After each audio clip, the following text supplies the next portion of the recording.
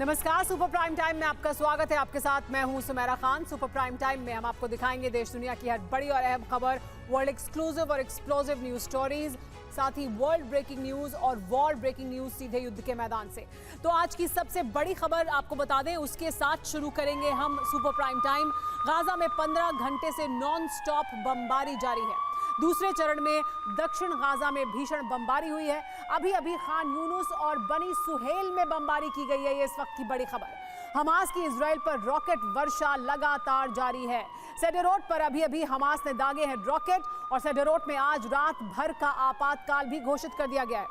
Gaza युद्ध में लगातार जिस तरह की बमबारी की जा रही है, उसके बाद एक के बाद एक बड़ी खबर आ रही है। गाजा युद्ध में 110 से ज्यादा लोगों की मौत हो गई है। ये बड़ा आंकड़ा सामने आया है। मरने वालों में बड़ी संख्या में बच्चे शामिल हैं। देर रात भीषण बमबारी की आशंका भी जाहिर की जा रही है। ऐसा हो सकता है कि किस तरह से बमबारी हो रही है, उसके बाद ये आंकड़ा और बढ़ जाए और ज़्यादा बमबारी हो सकती है। लेकिन देखिए, एक आंकड़ा हम यहाँ पर भी आपको दिखा रहे हैं और ये जो तस्वीर है ये बता रही है कि देखिए अभी 110 से ज़्यादा लोगों की मौत हो चुकी है। इसमें 45 बच्चे हैं, 22 महिलाएं हैं, 250 से ज़्यादा रॉकेट दागे गए हैं। बारूद कितना बरसाया गया है वो भी हम आपको बता रहे हैं। कितने ड्रोन का इस्तेमाल हुआ और कितने लोग घायल हैं, ये आंकड़ा है अभी सिर्फ एक दिन का और अभी रात बाकी है। लेकिन इस वक्त की बड़ी खबर आपको बता दें, गाजा के जबालिया कैंप में भीषण बमबारी जारी है।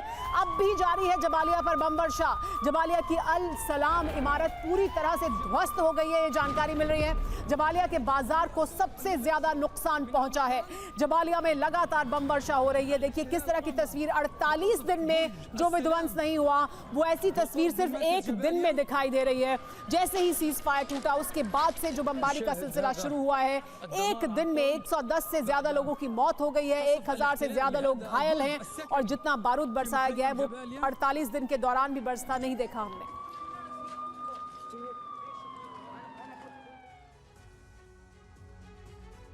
गाजा में सीज फायर टूट चुका है, लेकिन युद्ध का यह चरण पहले चरण से कहीं ज्यादा विनाशक है। बीते 48 दिन में गाजा ने जो विध्वंस देखा है उससे कहीं ज्यादा विध्वंस इस चरण में होने वाला है। 1 दिसंबर की सुबह होने से पहले ही हमास ने इजराइल पर हमले शुरू कर दिए। 15 घंटे से ये विनाशक हमले रुके नहीं हैं। इजराइल ने भी पूरी गाजा पट्टी पर बमबारी करके बहुत बड़े पलटवार किए हैं। इस चरण में दक्षिणी गाजा का हाल उत्तरी गाजा जैसा होने वाला है। इजराइल ने गाजा को 300 ब्लॉक्स में बांटकर विजय का ब्लूप्रिंट तैयार कर लिया है। नेतन्याहू ने इस चरण में 3 शपथ उठाई हैं और ये शपथ एटमी विनाश का कारण भी बन सकती हैं।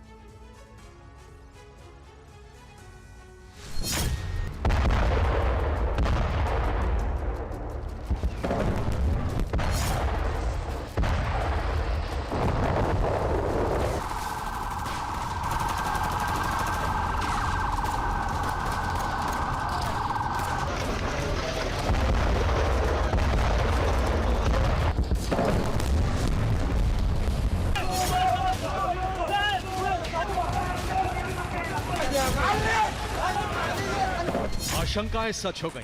7 दिन बाद गाजा में युद्ध का दूसरा चरण शुरू हो गया, जो पहले से ज्यादा विनाशक, ज्यादा आक्रामक और ज्यादा संहारक है।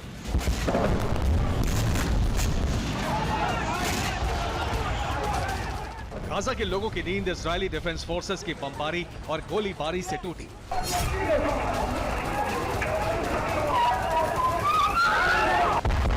इजरायली फोर्सेस ने उत्तर से लेकर दक्षिणी गाजा तक बमबारी का दूसरा चरण शुरू कर दिया।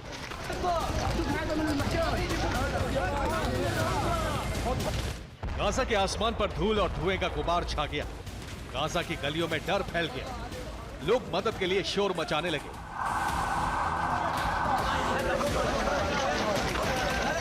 उत्तरी गाजा से दक्षिण के राफा क्रॉसिंग तक इजराइल ने हमले शुरू कर दिए। हमले इतने भयंकर थे कि कई मील दूर इजराइल की इमारतों से ऐसे विस्फोट नजर आने लगे जिनसे आसमान ही ढक गया।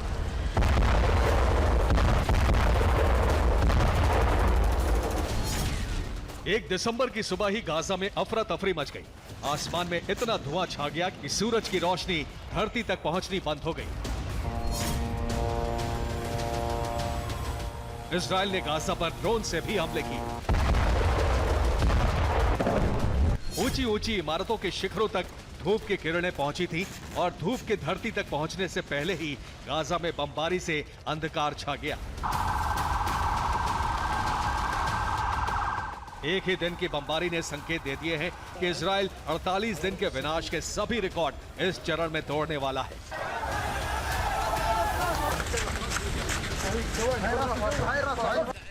गाजा की गली गली में बारूद की गंध फैल गई, विनाशक मंजर नजर आने लगा।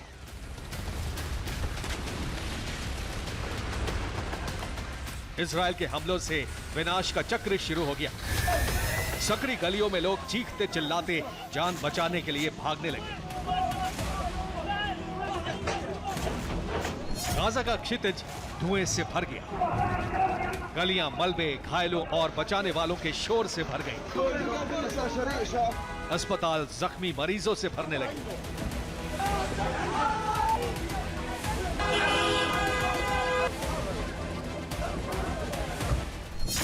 इजराइल ने 3 तरफ से गाजा पर हमले शुरू किए हैं। इजरायली एयरफोर्स ने पूरी गाजा पट्टी पर बमबारी की है। अटैक ड्रोन से उत्तरी गाजा के हमास ठिकानों पर हमले किए गए हैं। आईडीएफ ने गाजा सिटी तक ग्राउंड ऑपरेशन पूरा किया है।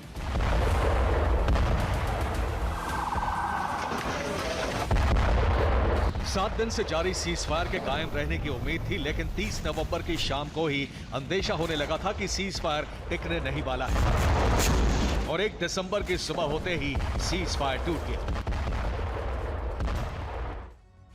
1 दिसंबर की सुबह 5:48 पर हमास ने इजराइल पर रॉकेट हमले शुरू कर दिए।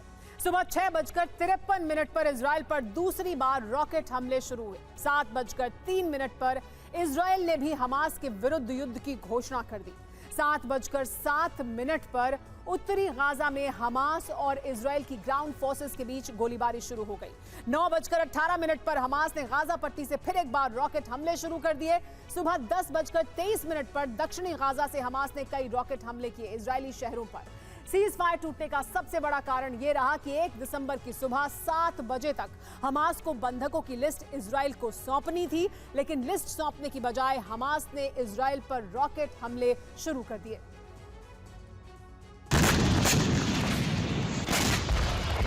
ये वही तस्वीरें हैं जिनकी वजह से सीज फायर भंग हुआ है।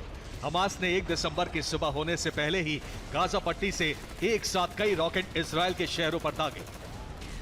इजराइल के आयरन डोम सिस्टम ने हमास के रॉकेट को इंटरसेप्ट करना शुरू कर दिया। कई रॉकेट इजराइल के कई शहरों पर भी गिरे। गाजा बॉर्डर से सटे शहरों में हमास के हमलों से बड़ा नुकसान हुआ है, लेकिन सवाल यह है कि अचानक ही हमास ने ऐसा कदम क्यों उठाया जो गाजा के विनाश का कारण बन गया। इसके बारे में कई खुफिया रिपोर्ट हैं और कई कारण भी। सीजफायर के बाद हमास को ताकत जुटाने का मौका मिला है। बीते 7 दिन में हमास ने हथियारों की बड़ी खेप जुटा ली है। सीजफायर के दौरान हमास लड़ाकों की तैनाती कर चुका है। हमास ने गाजा के अंदर ग्राउंड फोर्स को रोकने के लिए ट्रैप लगा दिए हैं। ये हमास के हथियारों का जखीरा है जो जॉर्डन बॉर्डर पर सीज किया गया है। 7 दिन की इस तैयारी के बाद इजराइल पर हमले शुरू कर दिए गए, लेकिन दूसरा चरण शुरू होते ही इजराइल ने घोषणा कर दी है कि हमास के अंत से पहले अब युद्ध नहीं रुकेगा। ואמרתי לו, אנחנו נשבענו, אני נשבעתי, לחסל את החמאס. שום דבר לא יעצור אותנו. אנחנו נמשיך את המלחמה הזאת עד שנשיג את 3 היעדים, לשחרר את כל חטופינו, לחסל את החמאס עד תום. गाजा में खतरे के खात्मे का मतलब है पूरी गाजा पट्टी से हमास का सफाया करना, और इजराइल ने इस लक्ष्य को साधने के लिए गाजा पर बम वर्षा शुरू कर दी है। इजराइल ने गाजा जीतने का प्लान इस नक्शे पर तैयार किया है। आईडीएफ ने गाजा पट्टी को 3000 से ज्यादा ब्लॉक में बांटा है। हर ब्लॉक को एक आइडेंटिफिकेशन नंबर दिया गया है। गाजा के लोगों को कहा गया है कि वो अपने क्षेत्र का नंबर याद रखें। आईडीएफ हमले से पहले नंबर जारी करके बताएगा कि इस ब्लॉक को खाली कर दें। जिस एरिया में जाकर सुरक्षित रह सकते हैं उसका नंबर भी जारी किया जाएगा। इजराइल ने गाजा को ब्लॉक्स में बांटकर हमले शुरू कर दिए हैं, लेकिन इन हमलों से हमास के समर्थक भड़क उठे हैं और इजराइल पर हमले शुरू कर दिए हैं। लेकिन इजराइल ने ऐलान कर दिया है कि वो रुकेगा नहीं। इजराइल की सरकार को भले ही बीते 7 दिनों में घर में विरोध झेलना पड़ा हो, लेकिन अंतर्राष्ट्रीय मंच पर उसकी स्थिति संभली है। पहली बात यह है कि सीजफायर इजराइल ने नहीं, हमास ने तोड़ा है। दूसरी बात यह कि इजराइल 50 से ज्यादा बंधक रिहा कराकर घर में विरोध की स्थिति संभाल चुका है। अमेरिका इजराइल के ऑपरेशन का समर्थन कर चुका है, यानी इजराइल के हमले रुकने नहीं वाले हैं और ऐसे में हमास के समर्थक प्रॉक्सी संगठन इजराइल पर हमला कर सकते हैं। अगर ऐसा हुआ तो अरब के कई देश एक साथ युद्ध की चपेट में होंगे और यहां से विश्व युद्ध की चिंगारी फूट सकती है। Bureau report, TV9, Bharatvarsh. इस वक्त की वॉर ब्रेकिंग न्यूज आ रही है खान यूनुस से। कुछ देर पहले खान यूनुस में कारपेट बॉम्बिंग की गई है इजराइल द्वारा। खान यूनुस के रिहायशी इलाके में बमबारी की गई। सुबह से खान यूनुस में हो रही है बम वर्षा। खान यूनुस में आज सबसे ज्यादा मौतें हुई हैं।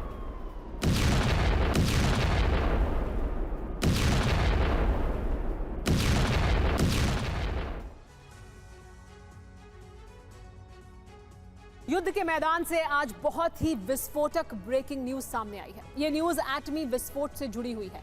नेतन्याहू की सेना किसी भी वक्त गाजा पर परमाणु हमला भी कर सकती है। इसकी तैयारी करीब करीब पूरी हो चुकी है। सीक्रेट रिपोर्ट के हवाले से दावा किया जा रहा है कि बाइडेन ने नेतन्याहू को न्यूक्लियर अटैक करने का ग्रीन सिग्नल दे दिया है।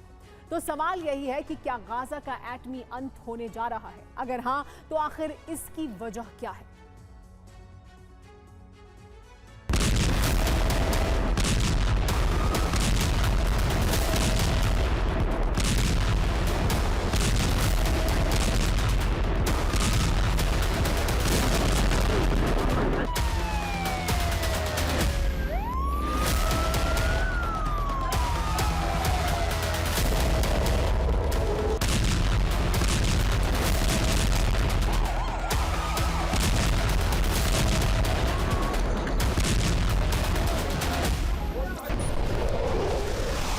गाजा का एटमी अंत होने जा रहा है।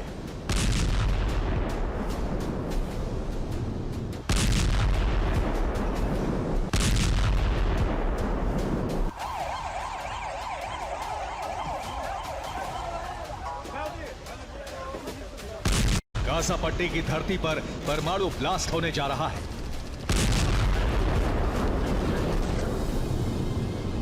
गाजा के विनाश का सायरन उस वक्त बजने लगा जब इजराइल और हमास के बीच युद्ध विराम टूट गया।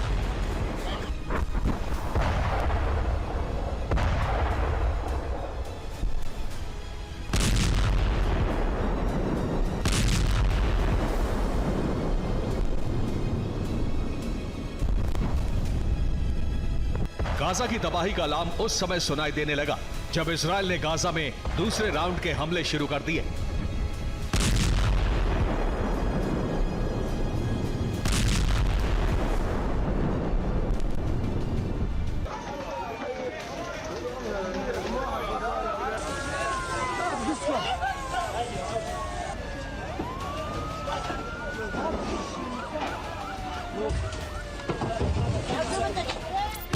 हमास के साथ साथ पूरे गाजा को मिटाने के लिए आईडीएफ ने ऑपरेशन जेरिको शुरू कर दिया है।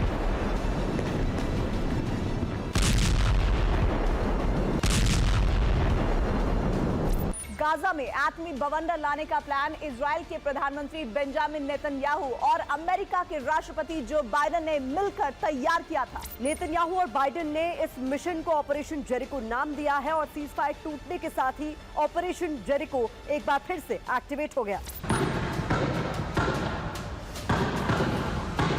इजराइल गाजा पर परमाणु हमला करेगा।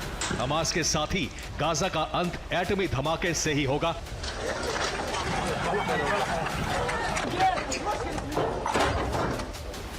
इस बात का संकेत तब मिला जब अमेरिकी विदेश मंत्री एंटनी ब्लिंकन इजराइल की राजधानी तेल अवीव पहुंचे।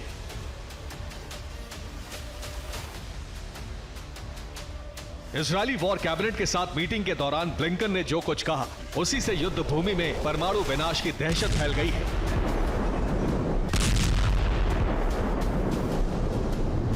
ब्लिंकन ने कहा कि इजराइल को आत्मरक्षा का पूरा अधिकार है। लेकिन हमास को खत्म करने के लिए उसके पास बहुत समय नहीं है। आईडीएफ जिस तरह से युद्ध लड़ रही है वो काफी नहीं है। इजरायली सेना को युद्ध का तरीका बदलने की जरूरत है। ब्लिंकन का यही वो बयान है जो इस बात का संकेत दे रहा है कि इजरायल को अमेरिका ने एटमी हमला करने का ग्रीन सिग्नल दे दिया है। तो सवाल यही है कि क्या बाइडेन ने गाजा पर एटमी हमला करने के ऑर्डर पर दस्तखत कर दिए हैं? क्या नेतन्याहू और बाइडेन के बीच महाविनाश की गुप्त रणनीति बन चुकी है? क्या इजरायली सेना किसी भी वक्त परमाणु विस्फोट करने जा रही है?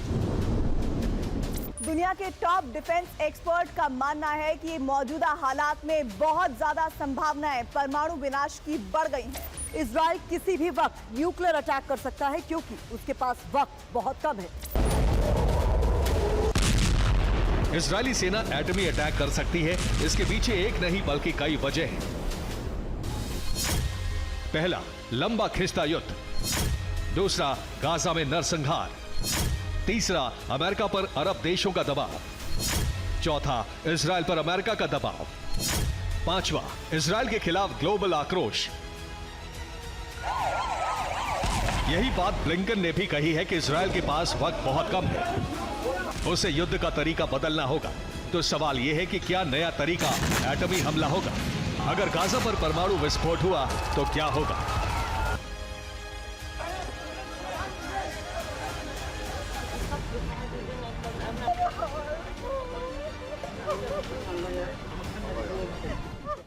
तो इजरायली सेना किसी भी वक्त गाजा पर एटम बम फोड़ सकती है। अगर ऐसा हुआ तो गाजा में कितना बड़ा विनाश होगा, इसे जानने और समझने की जरूरत है। अगर इजरायली सेना ने गाजा पर 20 टन का एटम बम फोड़ा तो आधा वर्ग किलोमीटर के इलाके में परमाणु आग लग जाएगी। 1 वर्ग किलोमीटर के दायरे में मौजूद कंक्रीट की मजबूत इमारतें धराशायी हो जाएंगी। 9 वर्ग किलोमीटर के एरिया में आम लोगों के घर तबाह हो जाएंगे। 6 वर्ग किलोमीटर में न्यूक्लियर रेडिएशन फैलेगा जिससे बहुत बड़ा विनाश होगा। 15 वर्ग किलोमीटर के इलाके में थर्मल रेडिएशन फैलेगा। ये रेडिएशन जीवन के लिए बहुत ही खतरनाक साबित होगा। सबसे डरावना आंकड़ा यह है कि जिस वक्त एटम बम का विस्फोट होगा, सिर्फ उसी वक्त एक झटके में 1,82,000 लोगों की जान चली जाएगी। एक झटके में ही 1,87,000 लोग घायल हो जाएंगे। ऐसा इसलिए क्योंकि गाजा का इलाका छोटा है लेकिन आबादी काफी ज्यादा और घनी है।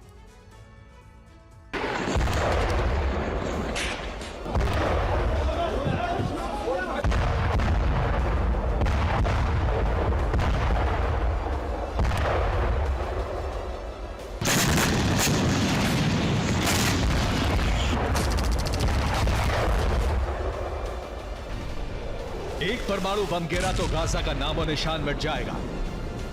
गाजा शमशान बन जाएगा।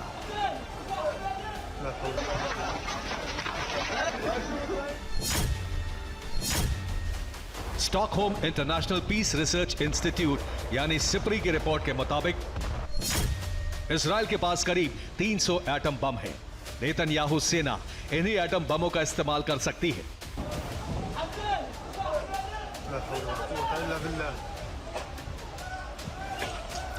ऐसा इसलिए क्योंकि नेतन्याहू के ऊपर घर के अंदर और बाहर दबाव लगातार बढ़ता ही जा रहा है। युद्ध भूमि में सर्दी दस्तक दे चुकी है और इसी के साथ परमाणु विनाश की दहशत फैल गई है। इजरायली सेना किसी भी वक्त एटमी महाविनाश का बटन दबा सकती है। तो सवाल यही है कि क्या अमेरिका ने गाजा में एटमी हमले को हरी झंडी दे दी है? क्या परमाणु बम से ही गाजा का अंत होगा? क्या इजरायल ने अपने अस्तित्व को बचाने के लिए परमाणु सिद्धांत को एक्टिवेट कर दिया है? फिलहाल तो ऐसा ही लग रहा है। गाजा में परमाणु जलजला आने का खतरा बहुत बढ़ गया है। Bureau report, TV9 Bharatvarsh. दक्षिणी गाजा पर एक और हमला हुआ है। कुछ देर पहले राफा बॉर्डर पर हुई बमबारी। इजरायली फाइटर जेट ने ये बमबारी की है। राफा में बज रहे हैं इमरजेंसी सायरन।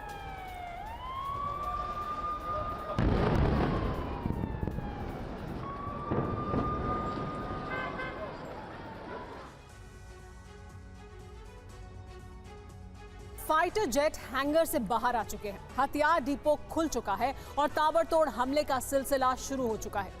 इजराइल ने गाजा ऑपरेशन के लिए जिन विमानों, बम, मिसाइल और दूसरे हथियारों को चुना था, उसके प्रहार का असर पहले दिन से ही दिखने लगा है। उत्तरी गाजा में महाविध्वंस के बाद अब दक्षिण गाजा में तबाही मच रही है। उम्मीद है कि यहाँ कई बारूद की बरसात होगी और हमास के ठिकाने बर्बाद कर दिए जाएंगे। आपको दिखाते हैं इजराइल किन हथियारों का इस्तेमाल कर रहा है।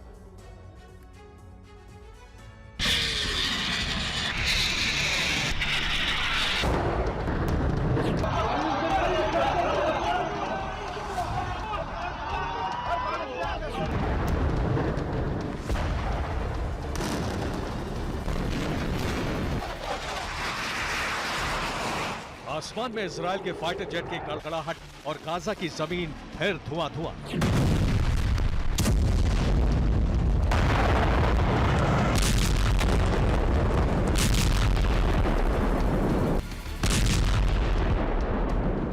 एक अल्प विराम के बाद ऐसा बारूदी कोहरा मचा के तबाही की नई तस्वीरें पुरानी तस्वीरों से ज्यादा डरावनी बन गई।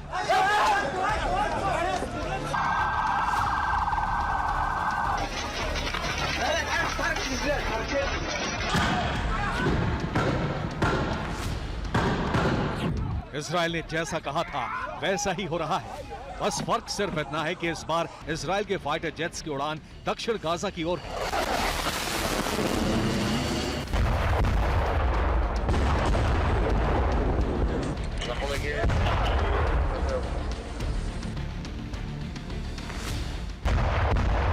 गाजा फेज 2 की शुरुआत के साथ ही इजराइल ने अपने स्पेशल ऑपरेशन के खास हथियारों को बाहर निकाल लिया है।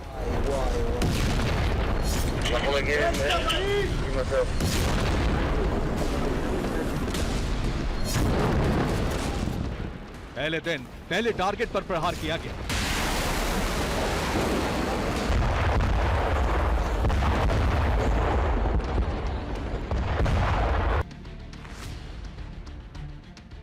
ये तस्वीर याह्या सिनवार की है। यही अब इजरायली सेना का प्राइम टारगेट है। यही वजह है कि इजराइल ने खान यूनिस इलाके पर जबरदस्त बमबारी शुरू कर दी है।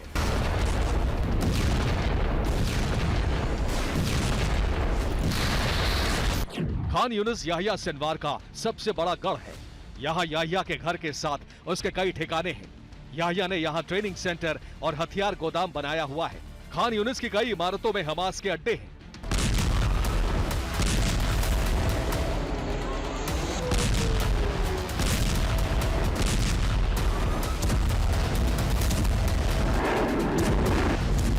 गाजा में हमास का चीफ याह्या सिनवार इजराइल की मोस्ट वांटेड लिस्ट में शामिल है। इजराइल का दावा है कि याह्या ही 7 अक्टूबर के हमले का मास्टरमाइंड है और उसे आईडीएफ किसी भी कीमत पर छोड़ने वाली नहीं।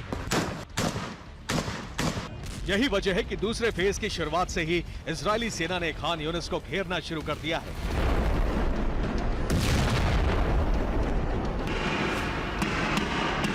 खान यूनिस पर इजरायली फौज के कब्जे का मतलब हमास के किले पर कब्जा माना जाएगा। गाजा में इस अटैक से ठीक पहले तमाम एयरबेस को एक्टिव कर दिया गया।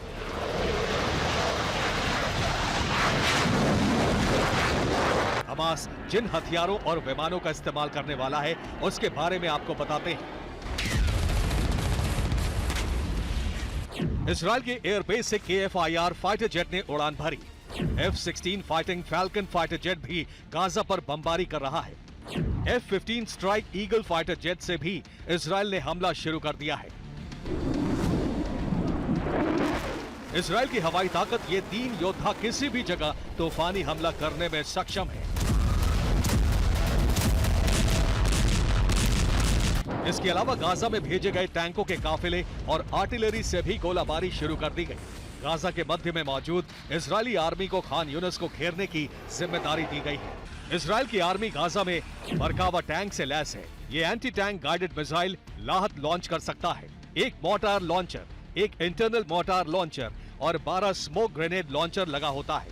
इजरायल की आर्मी गाजा में M109 हॉवित्जर लेकर दाखिल हुई है। ये अमेरिका में बनी 155 मिलीमीटर की सेल्फ प्रोपेल्ड हॉवित्जर तोप है। ये हर मिनट में 4 गोले दाग सकती है। इसकी रेंज 21 से 40 किलोमीटर तक है।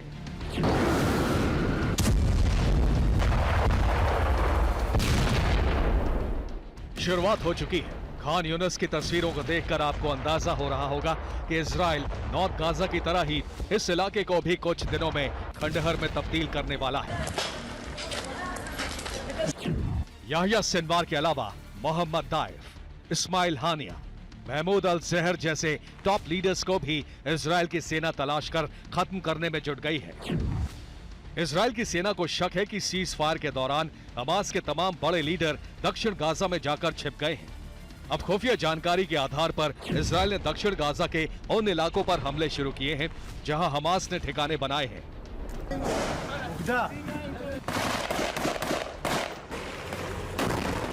प्लान के मुताबिक इजरायली सेना एक साथ दक्षिणी गाजा के 1 दर्जन शहरों पर भीषण हमले कर रही है।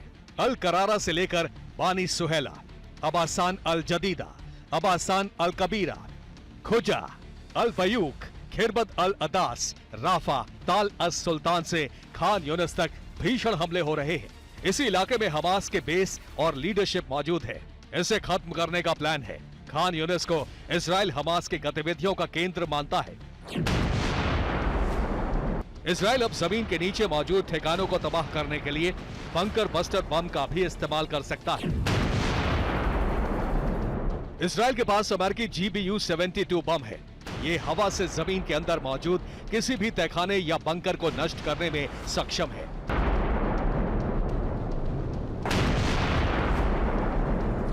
फिलहाल हवाई हमलों के दौरान हेलफायर AGM मिसाइल का इस्तेमाल किया जा रहा है। फाइटर जेट से ये मिसाइल दागी जा रही है। मिसाइल सटीक निशाने पर प्रहार करती है। मिसाइल में जरूरत के हिसाब से 5 तरह के वॉरहेड लगाए जा सकते हैं। इजराइल गाजा में जिन बमों का इस्तेमाल कर रहा है वो अमेरिका में डिजाइन किए गए MK-80 बम फैमिली का हिस्सा है। इन्हें स्मार्ट बम भी कहा जाता है। इजराइल के पास अमेरिकी F-16 है जिसके जरिए इसे गिराया जा रहा है।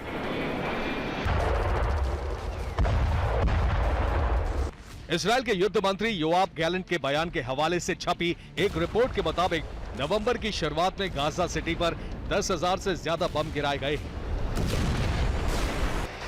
फिलहाल इजराइल ने यह भरोसा जरूर दिया है कि उत्तरी गाजा की तरह दक्षिण गाजा में आम लोगों को हमले की जद में आने को लेकर सावधानी बरती जाएगी।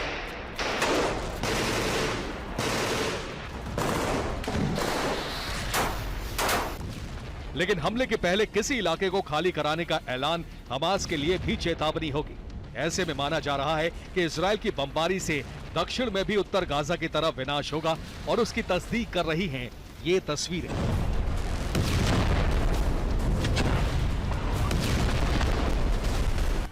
Bureau report TV9 Bharatvarsh. आगे बढ़ने से पहले इस वक्त की बड़ी खबर, गाजा पर IDF के 200 से ज्यादा हमले। दक्षिण गाजा के बेत लाहिया में एक बार फिर हमला हुआ है। थोड़ी देर पहले हुई बमबारी, हमास के टनल और रॉकेट लॉन्च पोस्ट को तबाह कर दिया गया। देखिए तस्वीरें, थोड़ी देर पहले की ये तस्वीरें हैं। हमास के टनल और रॉकेट लॉन्चर पोस्ट को तबाह कर दिया गया है। इजराइल की तरफ से जो बमबारी की गई है, थोड़ी देर पहले की तस्वीरें हम आपको दिखा रहे हैं। ये इलाका है दक्षिण गाजा के बेत लाहिया का, जहां पर एक बार फिर हमला किया गया है। 200 से ज्यादा हमले किए गए इजराइल द्वारा। गाजा युद्ध का दूसरा चरण शुरू हो चुका है, जिसका अंजाम बेहद विध्वंसक होने वाला है। एक तरफ हमास ने साफ कर दिया है कि इजराइल के अंत तक जंग खत्म नहीं होगी, वहीं दूसरी तरफ अब ये जंग सिर्फ हमास और इजराइल तक सीमित नहीं रहने वाली है। इसमें अमेरिका और ईरान की सीधी एंट्री हो सकती है, जिसका सिग्नल ईरान ने दे दिया है। अगर ऐसा हुआ तो गाजा की जंग को एटमी वॉर में बदलने से कोई नहीं रोक पाएगा।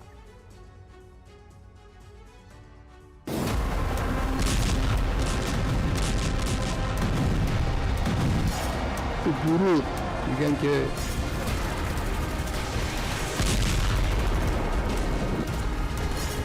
بيان کرد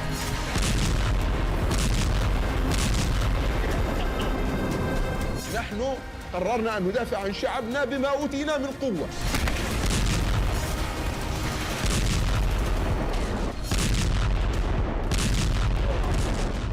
गाजा का शांति काल समाप्त हो चुका है।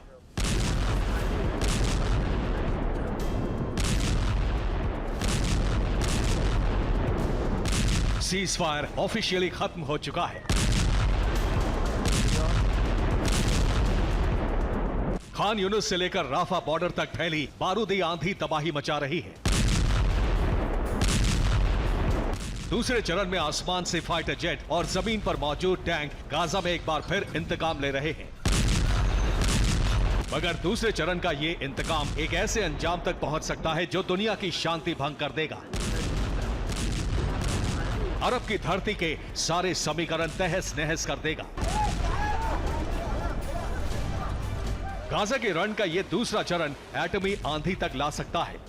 अमेरिका और ईरान में न्यूक्लियर रण छेड़ सकता है।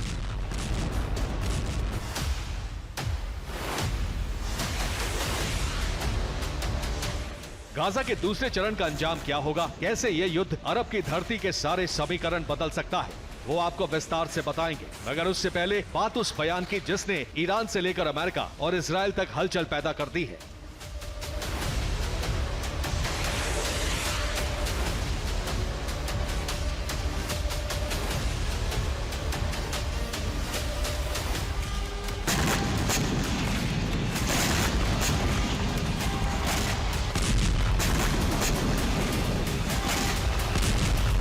ये हमास का जनरल सेक्रेटरी याह्या सिनवार है। ये वही शख्स है जिसने 7 अक्टूबर के हमले की पूरी प्लानिंग की थी।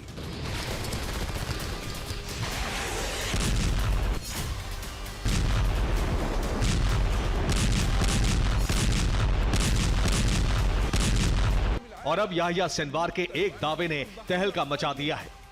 याह्या सिनवार ने एक अखबार को दिए इंटरव्यू में कहा है, कब्जा करने वालों को पता होना चाहिए 7 अक्टूबर सिर्फ एक ड्रेस रिहर्सल था, असली तूफान अभी आना बाकी है।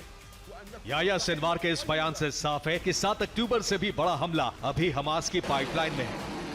आने वाले दिनों में हमास इजराइल पर इससे भी बड़े हमले करने वाला है। मगर बात सिर्फ इजराइल पर हमलों तक सीमित नहीं है। याह्या सिनवार के इस बयान के मायने सिर्फ इजराइल जंग तक सीमित नहीं है। माना जा रहा है कि अब ये जंग सिर्फ हमास और इजराइल के बीच नहीं रहेगी। कयास लगाए जा रहे हैं कि इस जंग की आग सीधा अमेरिका और ईरान तक पहुंच सकती है। गाजा युद्ध का एक्सटेंशन ईरान और अमेरिका में परमाणु युद्ध तक जा सकता है।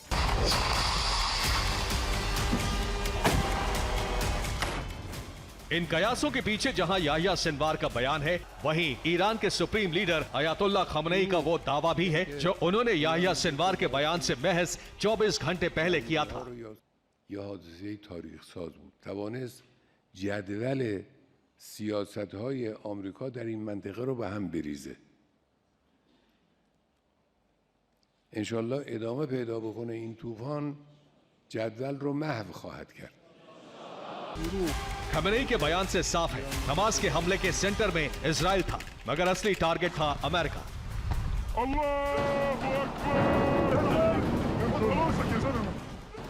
और अमेरिका की नीतियां जो अरब की धरती पर सीधी दखलंदाजी रखती हैं, जिन्हें खत्म किए बिना गाजा का युद्ध नहीं रुकेगा।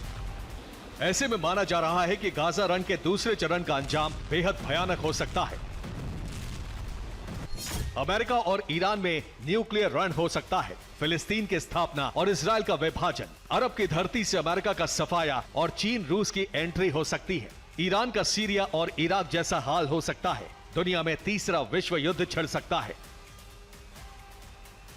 दरअसल ईरान की कोशिश अमेरिका को अरब से बाहर करने तक हर हाल में इस जंग को जारी रखने की है। एक्सपर्ट्स की माने तो इस कोशिश में ईरान अमेरिका पर सीधा हमला तक कर सकता है, जिसका टीजर भी हाल ही में ईरान ने जारी किया था।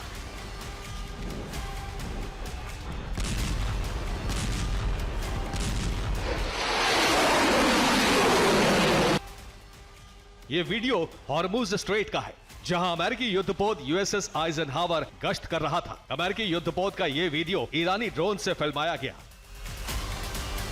ईरान ने ड्रोन के जरिए अमेरिकी युद्धपोत की बेहद करीब से निगरानी की, लेकिन अमेरिका को इसकी भनक तक नहीं लगी। ईरान के इस कदम को अमेरिका के लिए चेतावनी माना जा रहा है, जो अमेरिकी नौसेना के लिए बड़ा खतरा बन सकता है।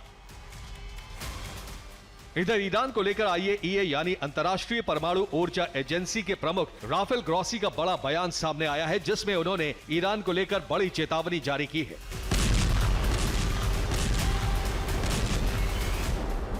राफेल ग्रॉसी ने अपने बयान में कहा, हमारा ध्यान कहीं और हो सकता है, लेकिन इससे समस्या का हल नहीं होता। हमें ईरान की परमाणु महत्वाकांक्षाओं को नजरअंदाज नहीं करना चाहिए। ईरान के साथ बातचीत फिर से शुरू करने की जरूरत है। साफ है, ईरान जल्द से जल्द परमाणु शक्ति संपन्न देश बनना चाहता है और शायद इसी दिन का इंतजार उसे अमेरिका पर सीधा हमला करने से रोक रहा है।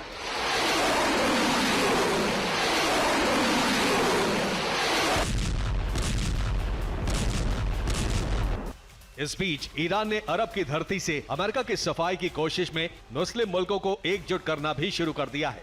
ईरान खासकर उन देशों के सामने दोस्ती का हाथ बढ़ा रहा है जो अमेरिका के करीबी हैं।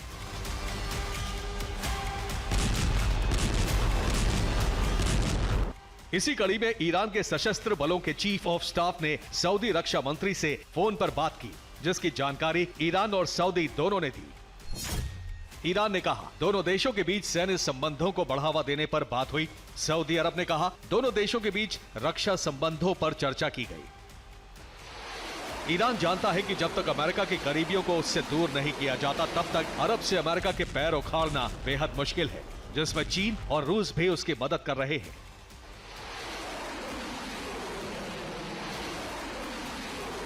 इसी साल मार्च में चीन ने ईरान और सऊदी अरब के बीच एक समझौता करवाया था। चीन के साथ मिलकर रूस दोनों मुल्कों को और करीब लाने की कोशिश कर रहा है।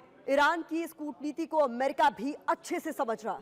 अमेरिका जहां इजराइल के साथ खड़ा है, वहीं फिलिस्तीन के साथ भी हमदर्दी दिखा रहा है। युद्ध के दूसरे राउंड में गाजा भस्म हो रहा है तो वेस्ट बैंक जल रहा है। यहां आईडीएफ और हमास के बीच बहुत ही खतरनाक जंग हो रही है। आज सुबह से ही नेतन्याहू सेना के हमले तेज हो गए हैं।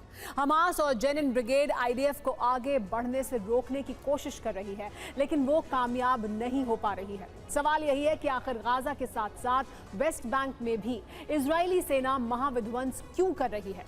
इसके पीछे नेतन्याहू का प्लान क्या है?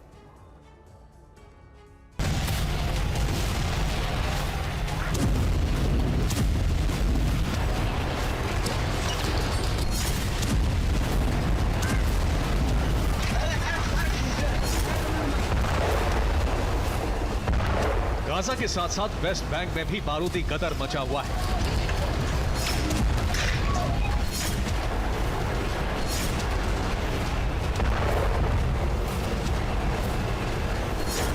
गाजा के साथ साथ वेस्ट बैंक में भी आईडीएफ ने दूसरे चरण का रण शुरू कर दिया है।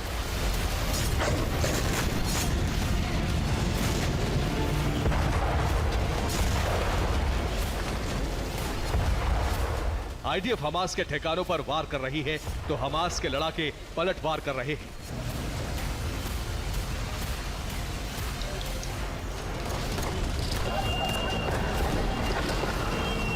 सूरत हाल यह है कि वेस्ट बैंक में आमने सामने की जंग बहुत ही खतरनाक रूप ले चुकी है।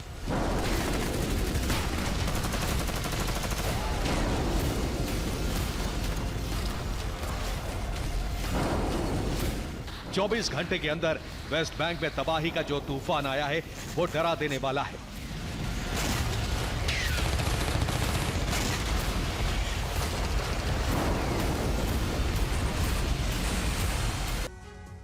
कोरोना वायरस की दहशत अभी लोग भूल नहीं पाए कि दुनिया पर एक बार फिर रहस्यमयी बीमारी का खतरा मंडरा रहा है।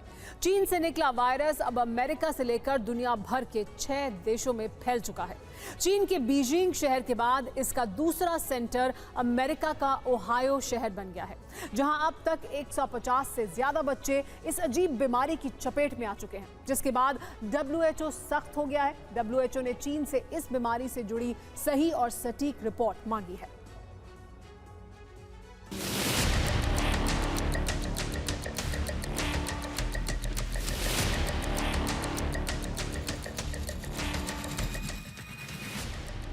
अस्पतालों में भीड़ है, चेहरे पर मास्क है,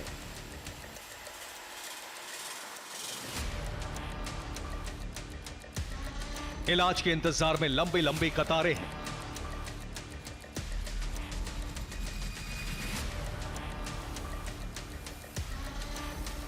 एक नजर में आपको ऐसा लग सकता है कि ये तस्वीरें साल 2020 की हैं, जब कोरोना दुनिया में पैर पसार रहा था। चीन के अस्पतालों में इलाज के लिए कतारें लगनी शुरू हो गई थीं।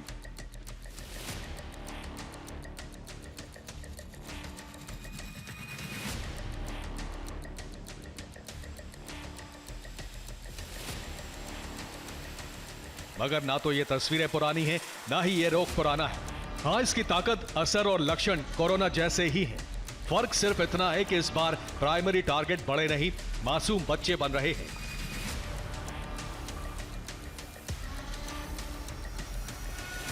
ये तस्वीरें चीन की राजधानी बीजिंग के अस्पतालों की हैं, जहां बच्चों में निमोनिया और इन्फ्लुएंजा फ्लू के मामलों ने अब तक के सारे रिकॉर्ड तोड़ दिए हैं। बीजिंग के अस्पतालों में रोजाना 9,378 मरीज भर्ती हो रहे हैं। बीजिंग के ज्यादातर बाल चिकित्सालय पूरी क्षमता के साथ चल रहे हैं। सबसे बुरा हाल उत्तरी चीन में मौजूद बाल चिकित्सालयों का है। यहां एक रात में एक डॉक्टर को 180 मरीज देखने पड़ रहे हैं। चीनी स्वास्थ्य मंत्रालय के मुताबिक बच्चों में निमोनिया और इन्फ्लुएंजा फ्लू के मामले मिड अक्टूबर से आने शुरू हो गए थे। महज 45 दिनों में मरीजों की संख्या कोरोना के शुरुआती दौर में आने वाले मरीजों के अनुपात से 3 गुना ज्यादा पहुंच चुकी है। चीन से फैली यह बीमारी अब पूरी दुनिया के लिए संकट बनती जा रही है और इसका सबसे पहला टारगेट अमेरिका बना है। अमेरिका के ओहायो में बाल चिकित्सालयों में निमोनिया के मरीज बढ़ रहे हैं। निमोनिया के लगभग 150 मामले सामने आए हैं। सभी मामले बच्चों में रिपोर्ट किए गए हैं। मरीजों की उम्र लगभग 8 साल है। अमेरिका में इसे व्हाइट लंग सिंड्रोम नाम दिया गया है। ओहायो स्वास्थ्य मंत्रालय के मुताबिक इसके लक्षण चीन में फैले रहस्यमयी निमोनिया से मिलते हैं। बच्चों को सांस लेने में दिक्कत हो रहा है। चीन में फैली इस रहस्यमयी बीमारी की चपेट में अमेरिका ही नहीं, डेनमार्क, नीदरलैंड्स, स्वीडन और सिंगापुर भी आ चुके हैं। इन देशों में बच्चों में रहस्यमय निमोनिया के लक्षण दिख रहे हैं। ज्यादातर बच्चों की उम्र 10 साल से कम है।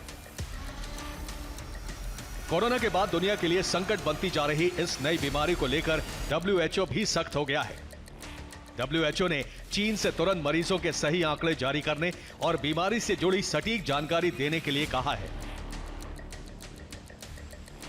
हालांकि चीन का कहना है कि यह बीमारी अलग अलग बीमारियों के वायरस से मिलकर बनी है, जिसमें इन्फ्लुएंजा, कोविड-19, RSV और माइकोप्लाज्मा निमोनिया के अलग अलग समूह शामिल हैं।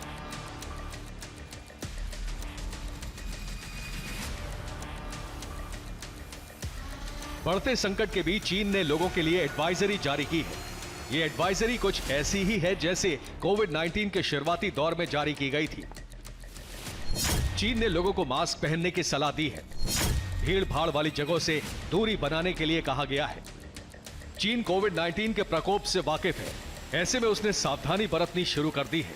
मगर जिस तरह से वायरस चीन से निकलकर 6 देशों में दस्तक दे चुका है, उससे दुनिया की चिंता एक बार फिर बढ़ गई है। Bureau report, TV9 Bharatvarsh. Qatar के दोहा एयरपोर्ट पर बैंड बाजा तैयार था। रेड कार्पेट बिछाया गया था। एयरपोर्ट पर जर्मन राष्ट्रपति का प्लेन पहुंचा। जर्मनी के राष्ट्रपति प्लेन से बाहर आए, मगर उनके स्वागत के लिए कतर का कोई मंत्री या अधिकारी एयरपोर्ट पर मौजूद ही नहीं था, जिसके बाद जर्मनी के राष्ट्रपति आधे घंटे तक प्लेन में ही इंतजार करते रहे। आखिर ऐसा क्या हुआ जो जर्मनी के राष्ट्रपति के स्वागत में कतर सरकार का कोई मंत्री एयरपोर्ट नहीं पहुंचा? देखिए इस रिपोर्ट में। प्लेन के सामने बैंड है, लाल कालीन बिछा है, एयरपोर्ट को सजाया गया है, लेकिन चारों तरफ सन्नाटा है। किसी भी देश के राष्ट्राध्यक्ष के स्वागत की हर तैयारी है, मगर जर्मनी के राष्ट्रपति फ्रैंक वॉल्टर स्टीनमेयर प्लेन की सीढ़ियों पर हाथ बांधे खड़े हैं। ये तस्वीरें कतर के दोहा एयरपोर्ट की हैं, जहां जर्मनी के राष्ट्रपति फ्रैंक वॉल्टर पहुंचे। ग्रैंड वेलकम की हर चीज मौजूद थी, मगर वेलकम के लिए एयरपोर्ट पर कतर के मंत्री पहुंचे ही नहीं। जर्मन मीडिया के मुताबिक राष्ट्रपति स्टीनमेयर के दोहा पहुंचने के बाद कतर के विदेश मंत्री को उनका स्वागत करना था, लेकिन जर्मनी के राष्ट्रपति के दोहा पहुंचने के बाद भी कतर के विदेश मंत्री समय से एयरपोर्ट नहीं पहुंचे, जिसके बाद जर्मनी के राष्ट्रपति तेज धूप में करीब आधे घंटे तक विमान की सीढ़ियों पर हाथ बांधे खड़े रहे। हालांकि बाद में कतर के विदेश मामलों के राज्य मंत्री सुल्तान अल मोराचाई उनके स्वागत के लिए पहुंचे। कहा जा रहा है कि जर्मनी के राष्ट्रपति अपने निर्धारित वक्त से पहले दोहा पहुंच गए थे, जिसके चलते ये गड़बड़ी हुई। Bureau report, TV9 Bharatvarsh. Super prime time में आज के लिए इतना ही। फिलहाल वक्त हो गया एक ब्रेक का। बने रहिए TV9 भारतवर्ष के साथ।